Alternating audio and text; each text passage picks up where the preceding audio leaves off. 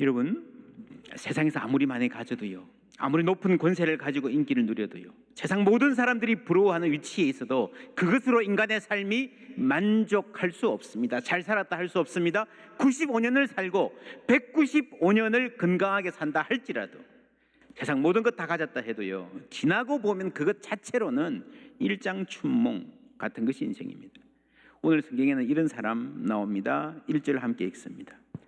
아람 왕의 군대 장관 나아만은 그의 주인 앞에서 크고 존귀한 자니 이는 여호와께서 전에 그에게 아람을 구원하게 하셨음이라. 그는 큰 용사이나 나병 환자더라. 잘 나가는 강대국의 실력자입니다. 겉으로 보면 세상 부러울 게 어디 있겠나 하는 사람인데, 그는 큰 용사이나 나병 환자더라. 불쌍하죠. 참 불쌍한 사람입니다. 여러분, 사정을 알고 보면 세상 사람 불쌍하지 않은 사람 없는 것 같아요.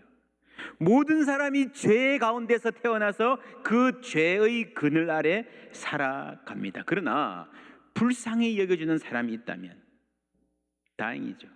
그리고 그 사람에게 해결책까지 있다면 더욱 감사한 일 아니겠습니까? 나아만에게는 있었습니다. 볼까요? 2절 4절 함께 읽습니다. 전에 아람 사람이 떼를 지어 나가서 이스라엘 땅에서 어린 소녀 하나를 사로잡음에 그가 나아만의 아내에게 수종들더니 그의 여주인에게 이르되 우리 주인이 사마리아에 계신 선지자 앞에 계셨으면 좋겠나이다. 그가 그 나병을 고치리이다 하는지라.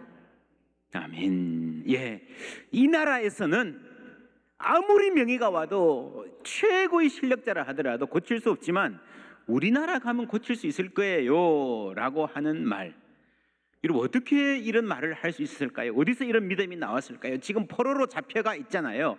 이 시대 사람들 대부분은요, 전쟁을 신들의 전쟁이라 생각했습니다. 아람의 신들과 이스라엘의 신이 싸우는 거예요. 그래서 전쟁이 졌다는 말은 우리 하나님이 진 거예요. 강대국의 하나님은 언제나 강하고 약소국의 하나님은 별 볼 일 없다라고 생각하던 시대입니다. 사회가요, 높은 사람이 하는 말이면 다 맞는 말이고 내세울 것 없는 사람이 하면 무슨 말을 해도 무시당하던 시대였습니다. 그런데 외국에서 노예로 잡혀왔어요. 어른도 아니고 아이예요. 남자도 아니고 여자예요. 그런데 하나님 이야기를 하면요, 그 주인 집에서 뭐라고 할까? 야, 웃기지 마. 너희 하나님이 그렇게 강하면 네가 이렇게 잡혀와서 노예로 있겠냐? 네 꼴을 알아라. 가서 밥이나 해. 구박받을 게 뻔하고 무시당할 게 분명한데 그런데도 말했습니다. 저는 성경을 읽으면서 이 대목이 너무너무 신기해요. 나병이 나은 것도 신기하지만 이 소녀가 이렇게 말했던 게 너무너무 신기해요. 어떻게 이렇게 말할 수 있었을까? 또 놀라운 것은요, 이 주인지 사람들이 그 말을 듣는 거예요. 귀 담아 들을 뿐 아니라 임금에게 가서 이스라엘로 갑니다. 이게 보통 어려운 일이 아닙니다. 이것도 참 신기합니다. 일단은 이유가 절박했겠지요. 간절해서 지푸라기라도 잡는 심정, 그리고 한편으로는요, 오랫동안 이스라엘 하나님 여호와의 소문을 들었을 가능성이 많습니다. 그리고 이 소녀의 말을 신뢰하는 어떤 요소, 이 소녀가 신뢰받는 사람이었을 것 같습니다. 창세기의 요셉 비슷하게 이집트의 노예로 팔려갔잖아요. 감옥에 들어가고 죄수가 되었잖아요. 그런데 그곳의 지식인들, 그 감옥에 온 이집트의 최고 고위 관료 출신들이요, 어린 요셉의 말에 귀를 기울입니다. 왜일까요? 창세기 39장 23절 함께 읽습니다. 간수장은 그의 손에 맡긴 것은 무엇이든지 살펴보지 아니하였으니 이는 여호와께서 요셉과 함께 하심이라.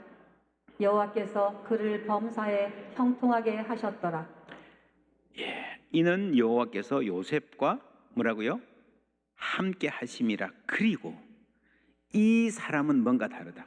이 요셉이라는 친구는 하나님이 함께 하시는 것 같다라는 것을요, 어렴풋이나마 이 간수장이 알았다는 겁니다. 그렇죠? 하나님이 요셉과 함께 하시고 그 사실을 하나님 모르는 사람도 알았다 하는데 강조점이 있습니다. 어떻게 그럴 수 있었을까요? 요셉이 노예로 있을 때에 주인의 아내의 유혹을 받았던 때가 있습니다. 그때 이렇게 말합니다. 내가 어찌 이 큰 악을 행하여 하나님께 죄를 지으리까? 우리가 유혹에 넘어가고 죄를 짓는 거는요, 그 순간에 하나님을 잊어버려서 그렇습니다. 그렇죠? 바로 그 순간에 하나님을 생각했다면 죄를 지을 수 없죠. 이 순간에 아무도 없어요. 너하고 나밖에 없어요. 괜찮아요. 아무도 모를 거예요. 그렇게 말하는 사람에게 하나님이 이 자리에 계십니다라는 말을 할 수 있다는 것은요, 평소에 요셉이 늘 presence of God, 하나님의 임재 가운데 살았다는 말입니다. 여러분, 지난주 말씀 움직이는 신의 산 성막 기억하십니까? 하나님의 백성이 가는 어디에나 하나님이 함께 하시는 줄 믿습니다. 그리고 요셉이 그것을 알은 거예요. 알아야 돼요. 하나님의 임재를 우리가 의식하고 살 수 있어야 됩니다. 그것이 움직이는 교회입니다. 비록 이집트까지 잡혀갔지만 신세는 노예 신분이고 죄수 신분이지만 저 사람은 뭐가 다르다. 뭔가 있다. 왠지 저 사람 하는 말이면 들어야 될 것 같아. 여러분, 그들은 하나님의 영광은 보지 못했어요. 그러나 하나님의 영광이 함께하는 사람은 알 수 있었습니다. 이 사람이 움직이는 교회입니다. 이 소녀도 그랬습니다. 여러분, 아람과 이스라엘이 싸우는 상대잖아요. 적국이잖아요. 서로 잘났다 해야 되잖아요. 지금 러시아 우크라이나 싸우는데도 서로 기싸움, 내가 잘났다, 우리가 강하다, 뭐 전쟁하면 본래 그래요. 그런데 그 나라의 선물을 갖고 공손하게 예의를 갖추어서 찾아가는 것 쉽지 않습니다. 이 엄청난 일을 했다는 것은요, 비록 노예이지만 이 소녀의 말에 대한 신뢰가 있다는 겁니다. 여러분, 세상 사람들이 하나님은 몰라도 하나님이 함께 하시는 사람은 압니다. 그것이 움직이는 교회입니다. 이 사람들은 이런 방식으로 세상에 보게 됩니다. 창세기 39장 5절 말씀 함께 읽습니다. 그가 요셉에게 자기의 집과 그 모든 소유물을 주관하게 한 때부터 여호와께서 요셉을 위하여 그 애굽 사람의 집에 복을 내리심으로 여호와의 복이 그 집과 밭에 있는 모든 소유에 미친지라. 아멘. 요셉이 있으니까 요셉이 있는 그 집에, 요셉은 노예지만요, 그 집이 집과 밭의 모든 소유가 복을 받았다. 아브라함에게 하나님 약속하셨잖아요. 네가 가는 곳마다 세상 모든 사람이 너를 통하여 복을 받을 것이다. 할렐루야. 신실하신 하나님의 약속이 그대로 실현되는 겁니다. 똑같은 하나님이 오늘 이 소녀를 통해서 나만의 집에 복을 주시는 줄 믿습니다. 그것이 움직이는 교회예요. 우리가 가는 곳마다 그곳 사람에게 복이 되는 삶을 살 수 있도록 하나님이 은혜를 주십니다. 하나님이 은혜를 주십니다. 내가 하는 거 아니에요. 이 말을 우리가 잘못 알아들으면요, 우리가 직장에서 일을 잘해서 돈을 많이 벌어서 그래서 우리가 하나님께 영광을 돌리자, 이렇게 이해하면 안 됩니다. 그리스도인이라면 우리 직업의 현장에서 탁월하게 인정을 받아야 된다. 혹은 도덕적으로도 완벽하고요, 어디 흠잡힐 데 없어야 된다. 그래서 좀 싫어도 양보하고 그래야 된다. 여러분, 그게 좋은 뜻이지만 정확한 말은 아닙니다. 그래서 여러분, 너무 그런 생각에 사로잡히면요, 나는 능력은 안 되고, 나는 또 왜 이럴까, 이것밖에 안 될까, 열등감은 더 크시고, 예수 믿는 사람이 탁월해야 된다 그랬는데 부당한 일에 노 하지도 못하고요, 예수 믿는 사람이 왜 그래 소리 들을까 봐 막 이용당하고 호구 잡히고, 그래서 착한 그리스도인들이 직장에서도 조급해지고 스트레스 받고 또 죄책감에 사로잡히는 예가 많습니다. 그래서 나온 말이 우리가 잘 아는 신실한 현존, faithful presence입니다. 이 presence가 뭔가 하면요, 아주 쉬운 말입니다. 여기에 와 있다는 거죠.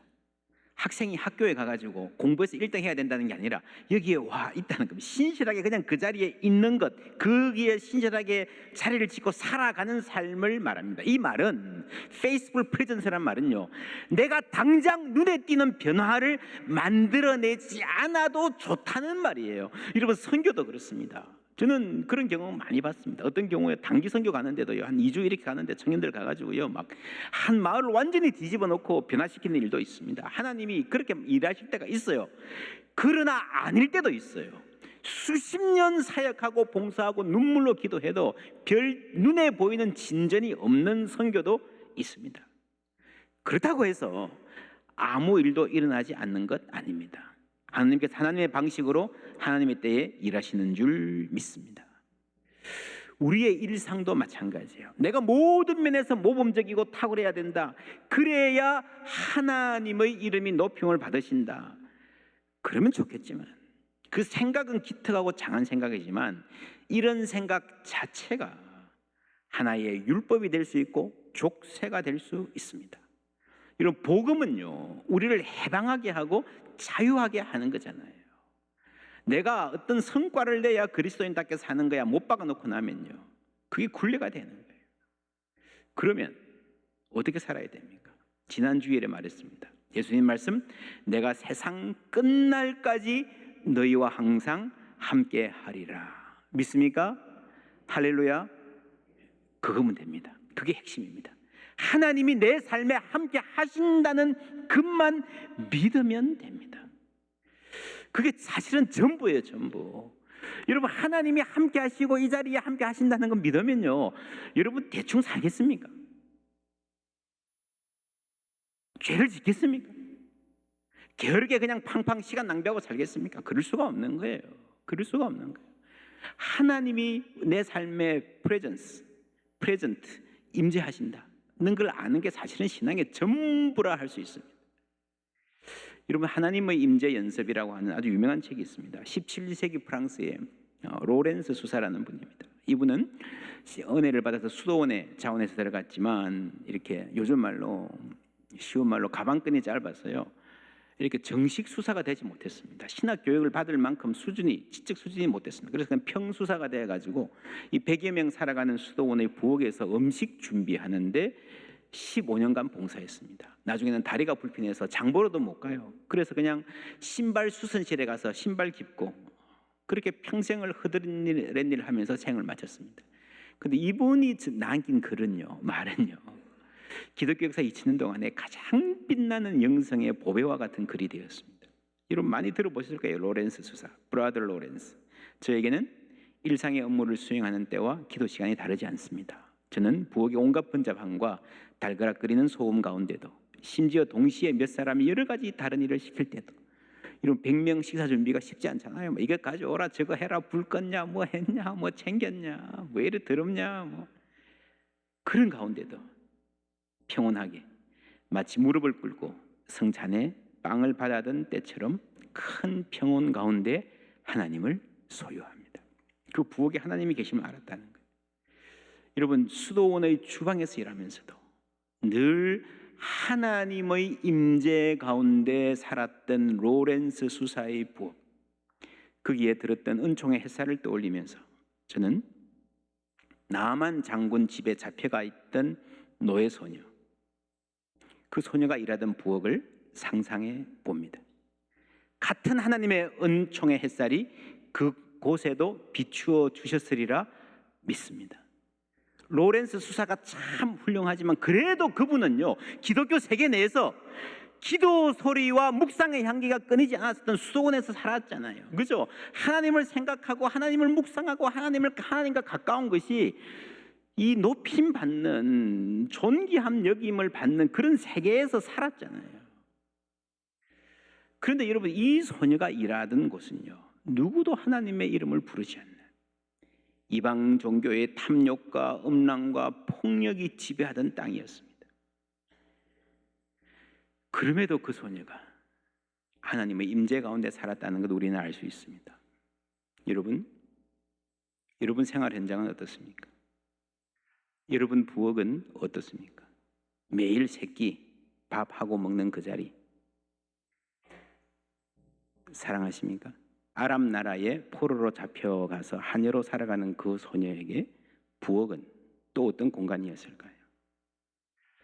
여러분, 21세기 문명국가라고 하는 한국에도 돈 벌러 자기 발로 온 외국인 노동자들이 어떤 대우를 받고 어떤 차별과 멸시를 받고 사는지 여러분 잘 아시지 않습니까? 그런데 수천 년 전에 인권이라는 말도 존재하지 않던 시절에 스스로 자기 발로 온 것도 아니고 노예로 잡혀온 그 소녀의 삶이 어땠을지 여러분 상상이 가지 않습니까? 고대 세계 최고의 문명 국가라 자부하던 그리스의 최고의 지식인 아리스토텔레스조차도 노예는 인간보다 짐승에 가깝다 했습니다. 그런데도요, 이 소녀는 가장 인간다운 인간으로 살았습니다. 나아만 자기 주인을 불쌍히 여겼잖아요. 그리고 이 주인에게 복이 되는 삶을 살았잖아요. 여러분, 인간이 뭡니까? 동료 인간의 아픔을 공감할 수 있고요, 복이 될 수 있는 인간이 최고의 인간인 거예요. 그 이상은 없습니다. 주인님의 나라에서는 해결 못해도 우리나라 가면 하나님 만나면 해결 받을 수 있습니다. 할렐루야. 그렇게 담대하게 말할 수 있었기 때문입니다. 여러분, 오늘 우리가 살아가는 삶의 현장은, 이 세계는 이스라엘보다는 아람이라는 불신 세계와 훨씬 가깝습니다. 포스트 크리스텐덤이라고 하기도 합니다. 이 세계를 살아가는 우리에게 그 소녀의 부엌에 임했던 은총의 햇살이 우리에게도 비치기를 소망합니다. 힘들게 밥을 안 치고 살림해가는 우리 집사님의 부엌, 우리 권사님들이 경영하시는 사업장, 집사님, 장로님들 출근해서 일하는 사무실, 공장, 진료실, 택시 운전대, 그 모든 자리에 하나님의 임재가 함께 하시는 줄 믿습니다. 내가 잘한다, 내가 열심히 한다, 그것도 물론 좋지만, 필요할지 모르지만 그게 초점은 아닙니다. 중요한 것은요, 이 자리에 하나님이 계신 줄 알고 살아가는 것입니다. 그럴 때 사람들은 나도 모르는 사이에 나를 통해서 하나님의 현존을 경험하게 될 줄 믿습니다. 당신이 뭘 대단히 우리에게 돈을 많이 벌어줘서가 아니라 당신이 이 세상에 존재함으로 인해 우리에게 얼마나 큰 기쁨이 되는지, 그거예요. 페이스풀 프레젠스. 여러분, 기억하십니까? 완벽하지 않아도 괜찮습니다. 예민해도 괜찮고요, 좀 구차해도 괜찮습니다. 좀 실패하고 넘어져도 괜찮습니다. 괜찮다, 이게 자유고 해방이고 복음인 줄 믿습니다. 내 처지가 남보란 듯이 내세울만 하고 자랑할 만하지 않아도요, 우리는 얼마든지 살아계신 하나님에 대해서 말할 수 있습니다. 내가 그래도 어느 정도는 돼야 전도도 할 수 있고 하나님 얘기할 수 있다, 그거 여러분, 그거 거짓말이에요. 어느 정도 직급이 올라가고 사회에서 인정받아야 자신 있게 하나님 이야기할 수 있다, 아니에요. 오늘 말씀에 이스라엘 왕이 어떻게 행동했나 한번 보십시다. 7절 말씀 함께 읽습니다. 이스라엘 왕이 그 글을 읽고 자기 옷을 찢으며 이르되 내가 사람을 죽이고 살리는 하나님이냐? 그가 어찌하여 사람을 내게로 보내 그의 나병을 고치라 하느냐? 너희들이 생각하고 저 나와 더불어 시비하려 함인 줄 알라 하니라. 왕이잖아요. 전쟁에 졌지만 그래도 왕이잖아요. 수많은 선지자들이 그를 위해서 기도하고 지켜주려고 기다리고 있잖아요. 기도할 수 있잖아요. 혹시 내가 기도할 힘이 없으면 기도 부탁이라도 할 수 있잖아요. 적어도 이 처지와 형편이 이방 땅의 노예로 잡혀간 소녀보다는 훨씬 더 낫잖아요. 믿음으로 살 수 있는 위치잖아요. 하나님에 대해서 당당하게 말할 수 있잖아요. 적국의 장수가 와서 머리를 조아리잖아요. 그런데 옷부터 찢습니다. 하는 말이 너희는 깊이 생각하라. 나는 안다는 거예요. 나는 생각의 능력이 있다는 거예요.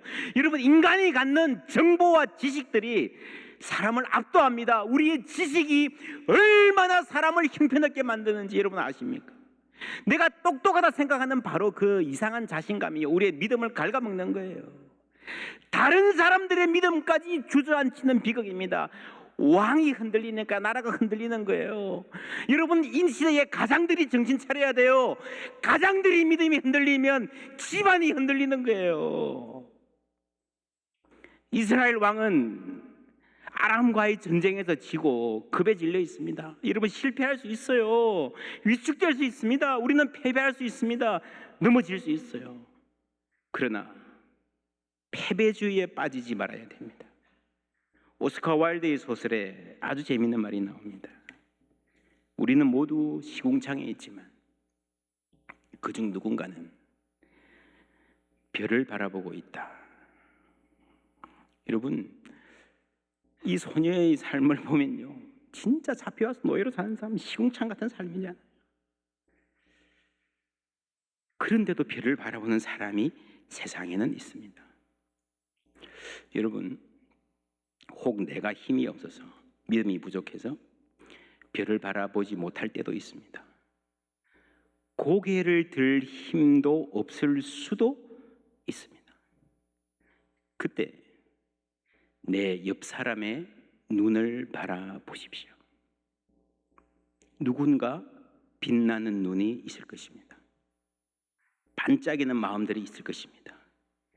그 눈에 비친 별빛을 보고 우리는 세상에 희망이 있음을 알 수 있습니다. 어두운 가운데도 누군가는 찬송을 하고 있고요. 그 소리를 통해서 우리는 하나님이 여전히 이 세상에서 일하고 계심을 믿을 수 있습니다. 나만 집에 노예로 있던 이 소녀의 눈이 하나님으로 반짝였으리라 믿습니다. 내 처지는 시궁창 같을지 모르지만, 따지고 보면 모든 인간의 처지가 거기서 거기이지만, 소망이 있는 사람, 하늘의 별을 보는 사람, 하나님의 영광을 아는 사람을 하나님 우리 가운데 세워주십니다. 그리고 그들을 통해서 일하시는 거예요. 그것이 움직이는 교회입니다. 열정으로 하나님 섬기는 분들, 정말 어려운 가운데도 찬송하며 감사하며 사는 분들에게 우리는 거기서 반짝이는 눈을 발견합니다. 여러분, 교회가 필요한 이유가, 우리가 사랑방으로 모여서 깊이 교제하는 것이 꼭 중요하다는 이유가 바로 이겁니다. 나는 낙담할 수 있지만 하나님은 누군가와 일하고 계시고 그를 통해서 우리를 다시 세우실 수 있습니다. 교회에서 함께 사랑을 나누고 섬기는, 함께 사랑하고 교제하는 삶이 몸에 배인 삶의 방식, 교회는 삶의 방식이라 그랬잖아요. 그 삶의 방식이 세상에 복이 되는 거죠. 1절 말씀 다시 읽습니다. 아람 왕의 군대 장관 나아만은 그의 주인 앞에서 크고 존귀한 자니 이는 여호와께서 전에 그에게 아람을 구원하게 하셨음이라. 그는 큰 용사이나 나병 환자더라. 그의 주인 앞에서 크고 존귀한 자니, 존귀한 거예요. 여러분, 사람이 존귀함 여김 받는 만큼 복된 거 없습니다. 여러분, 나만이 능력이 있어서 여기까지 왔어요. 맞아요. 능력 중요해요. 근데 여러분 아십니까? 이 세상 능력만으로 안 됩니다. 열심히 있어야 되지만 인생의 열심만으로 안 돼요. 누군가 인정해 줘야 됩니다. 그래서 여러분, 인정받고 존귀 여김을 받는 것만큼 큰 복이 없습니다. 아람 왕이 존귀하게 여겨주면 아람 왕이 할 수 있는 만큼 존귀한 사람이 되는 거예요. 여러분, 회사 사장이 대통령이 존귀하게 여기면 사장이 대통령이 해줄 수 있는 만큼 존귀하게 되는 거예요. 나아만은 본래 아람 왕에게 신실한 사람이었습니다. 그리고 아람 왕이 끔찍하게 아끼는 사람이었습니다. 금쪽 같은 내 신하였어요. 그러나 여러분, 아무리 사랑해도요, 그 왕이 해줄 수 없는 것이 있어요. 그것을 하나님께서 해 주셨습니다. 그래서 이제부터 이 나아만은 하나님께 신실한 사람으로 살아가게 됩니다. 이제는 하나님 앞에 존귀한 사람이 되는 거예요. 그 주인 앞에서 존귀한 사람이를 주인이 바뀌었습니다. 할렐루야. 예수 믿는 것은요, 주인이 바뀌는 겁니다. 그리고 그 은혜로 하나님 앞에서 존귀한 사람, 참으로 존귀한 사람 되는 것입니다. 우리 주님, 우리와 세상 끝날까지 함께 하신다 약속하셨습니다. 우리가 가는 곳마다 함께 하실 주님 믿으며 나를 존귀하게 여겨주신 주님께 감사하며 우리도 주님 이름 높이며 사는 존귀한 주의 백성들 다 되시기를 주님의 이름으로 축복합니다.